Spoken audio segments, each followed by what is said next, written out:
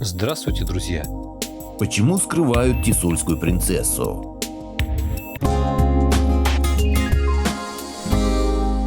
Благодарю всех, кто подписался на мой канал и смотрит мои видео. Ссылка на статью в описании. История Тисульской принцессы порождает больше вопросов, чем ответов.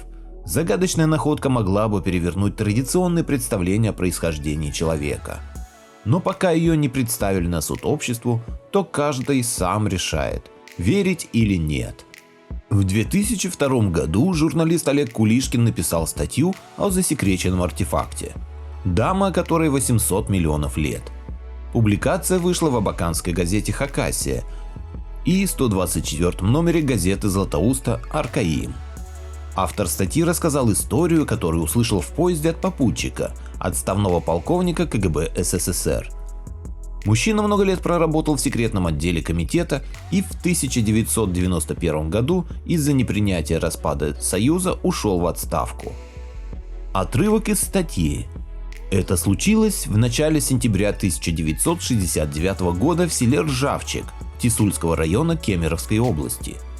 Во время проведения взрывных работ на угольном разрезе в сердцевине 20-метрового угольного пласта, залегавшего на глубине свыше 70 метров, горнорабочий Карнаухов, впоследствии погиб на мотоцикле под колесами КРАЗа, обнаружил 2-метровый мраморный ларец изумительной механически точной выделки. По команде начальника участка Александра Александровича Масалыгина умер в 1980 году, официальная версия — язва желудка. Все работы были немедленно приостановлены. Ларец подняли на поверхность и принялись открывать, долбить по краям окаменевшую от времени замазку. Не столько от ударов, сколько от воздействия солнечного тепла замазка превратилась в прозрачную жидкость и потекла. Один любитель острых ощущений даже попробовал ее на язык. Буквально через неделю сошел с ума, а в феврале замерз у двери собственного дома. Крышка ларца была пригнана идеально точно. Для более прочного соединения внутренние края окаймляла двойная грань, плотно входя в 15-сантиметровую толщу стенок. Поднятие крышки стало шоком для присутствующих. Ларец оказался гробом, до краев наполненным розовато-голубой кристальной прозрачности жидкостью, под родниковой гладью которой покоилась высокая, около 180 сантиметров, стройная, необычайной красоты женщина, на вид лет 30, с тонкими европейскими чертами лица и с большими широко раскрытыми голубыми глазами. Густые, темно-русые с рыжеватым отливом локоны до пояса слегка покрывали покоящиеся вдоль туловища нежные белые руки с короткими, аккуратно подстриженными ногтями. Одета она была в белоснежное кружевное прозрачное платье длиной чуть ниже колен, с короткими вышитыми разноцветными цветочками рукавами. Нижнего белья не было. Казалось, женщина не умерла, а просто спит. У изголовья черная прямоугольная, закругленная с одного края, металлическая коробочка, что-то вроде сотового телефона, размером 10 на 25 сантиметров. Гроб стоял открытым для всеобщего обозрения примерно с 10 до 15 часов.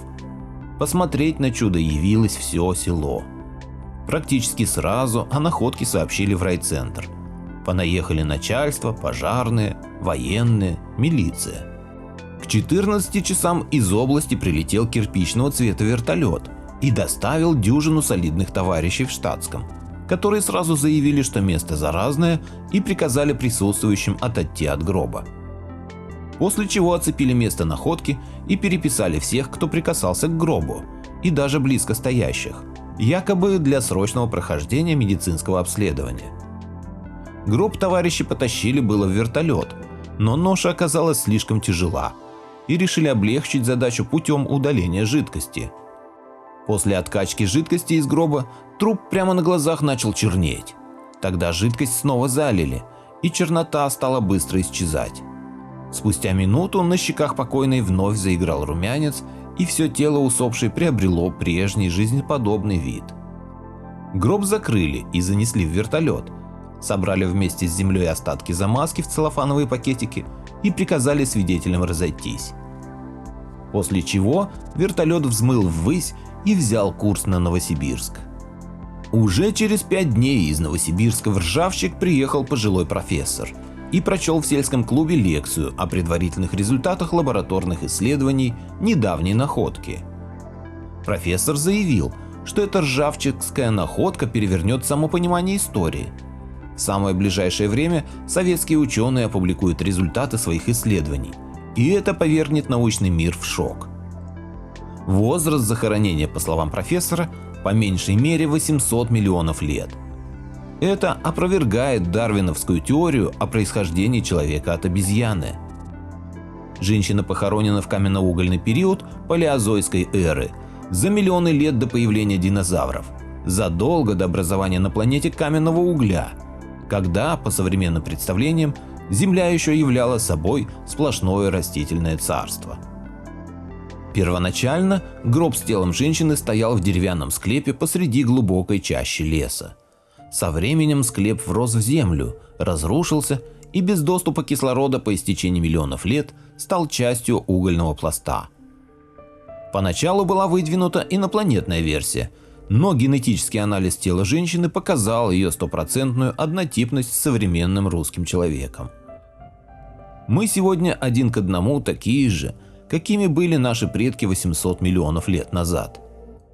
Установлено, что уровень цивилизации, к которой принадлежала женщина, превышает нашу, так как природа ткани, из которой изготовлено платье царевны, не поддается научному анализу.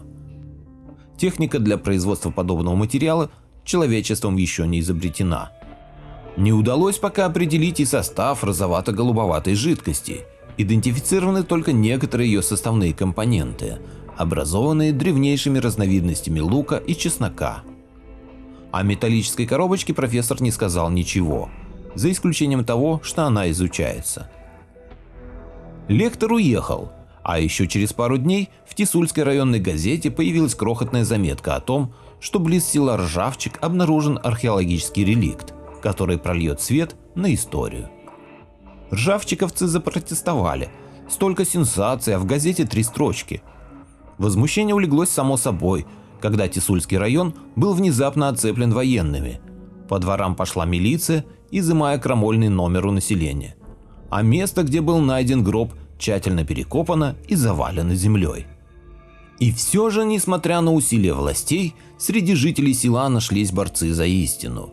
Один из героев обегал все инстанции, написал даже письмо в ЦК КПСС, но через год скоропостижно скончался, согласно официальной версии, от сердечной недостаточности. Когда же в течение года один за другим в автокатастрофах погибли все 6 первооткрывателей гроба, оставшиеся в живых свидетели замолчали навсегда. В 1973 году, когда, по мнению властей, все утихло, на берегах и островах озера Берчикуль, что в 6 километрах от места находки саркофага, все лето до поздней осени в обстановке строжайшей секретности проводились крупномасштабные раскопки. Место работ было оцеплено солдатами и милицией, но, как говорится, шило в мешке не утаишь. Как-то приезжие рабочие, участвовавшие в раскопках и долгое время помалкивающие, зашли в районный магазин, подвыпили и проговорились, что на островах обнаружено древнее кладбище времен каменного века. Сообщать подробности они наотрез отказались, но все село видело, как на место раскопок то и дело прилетал кирпичного цвета вертолет и что-то увозил, а по завершении работ на островах и берегах Берчикуля остались сотни тщательно засыпанных землей могил. Олег Кулишкин. Существовала ли Тисульская принцесса? Журналисты выяснили, что газеты «Хакасия» и «Аркаим» действительно существуют. Первая печатается в Абакане, вторая в Златоусте. Действительно, в упомянутые годы в районе села Ржавчик действовал угольный разрез, на котором работали Красноухов и Александр Масалыгин. Однако в статье «Миф о Тисульской принцессе» указано, что эти люди занимали другие должности. Автор Николай Галкин, историк-архивист, считает рассказ Кулишкина мистификацией и доказывает, что некоторые моменты не соответствуют действительности. В 2012 году объявился автор нашумевшей статьи и написал несколько сообщений. Уважаемая редакция, прошло 10 лет с момента выхода в свет статьи о Тисульской находке, и пришло время открыть правду о ее написании. В этой статье, а впервые она была опубликована в газете «Хакасия», республиканская газета в городе Абакан, примечание автора, в августе 2002 года под названием «Дама, которой 800 миллионов лет». Я не солгал ни слова, утаил лишь подлинные обстоятельства знакомства с полковником. Таким было его условие. На следующий день после публикации данного материала меня сбила машина, правда не смертельно, отделался легким ушибом. Может, просто совпадение? В редакции похихикали, приняв за классную утку. Ну все, второго Бушкова вырастили, весело резюмировал главный. А затем началось. Последовали звонки из Федерального бюро добрых советов. Оказалось, ненароком я обнародовал страшную государственную тайну. Сначала у меня выпытывали приметы полковника, а когда я описал киношного Штирлица, настойчиво порекомендовали написать веселое сенсационное продолжение «Откровение полковника КГБ-2» о том, как красавица воскресла, сбежала и что ее до сих пор ищут, и так далее и тому подобное. Я написал «Откровение полковника КГБ-2», но совсем на другую тему, после чего на продолжение журналистской карьеры в лучшей газете Хакасии был поставлен крест. Такова вкратце история появления нашумевшей публикации «Тисульская находка», прославившей село Ржавчик на весь мир. С уважением, Олег Кулишкин. Во втором сообщении Кулишкин написал, что в месте захоронения Тисульской принцессы власти устроили помойку колоссальных размеров и чуть ли не со всего района свозят туда мусор. Автор пояснил, что возраст находки определили в 400-800 миллионов лет, исходя из представлений 1960-х годов о времени, предшествующем формированию на планете угольной породы, из 20-метровой толщи которой извлекли мраморный гроб с телом женщины. Историю о Тисульской принцессе много лет обсуждают в интернете. Исследователи таинственной находки отмечают два интересных комментария. В 1974 году я учился в 4 классе 8-летней школы номер 76, город Кемерово. Нам, школьникам, об этой находке рассказывала завуч школы Голованова Екатерина Ивановна. Про генетическую экспертизу и возраст находки информации не помню. Только примерный возраст женщины, ее состояние, одежда. Она была залита какой-то жидкостью и находилась в каменном ящике с крышкой. Ждали более подробной статьи в областной газете, но никаких статей так и не последовало, написал некий Алексей.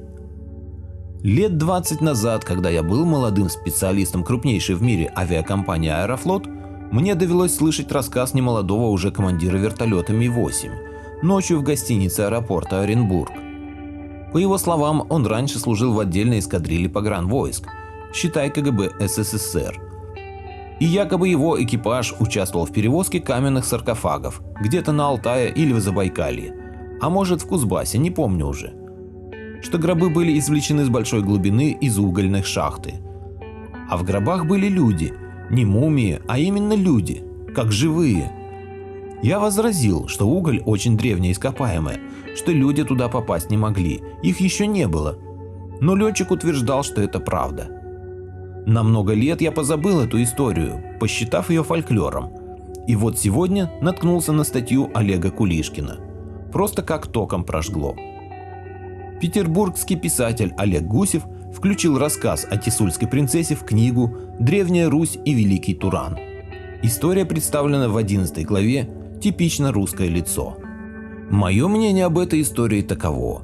Людям, которые оккупировали Россию, невыгодна информация о том, что славяне – великий и древний народ.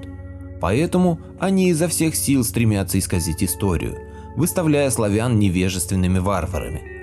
Именно поэтому любые доказательства сильной высокоразвитой цивилизации на территории России тщательно скрываются или высмеиваются. Даже под этим видео вы наверняка увидите высмеивающие комментарии типа «бред», «учи историю» и прочее. Имейте в виду, это пишут как раз подручные людей, скрывающих правду. Поделитесь моим видео в соцсетях с родными, друзьями и знакомыми. Люди имеют право знать все точки зрения. Всем спасибо за внимание. Буду рад вас видеть на своем канале снова.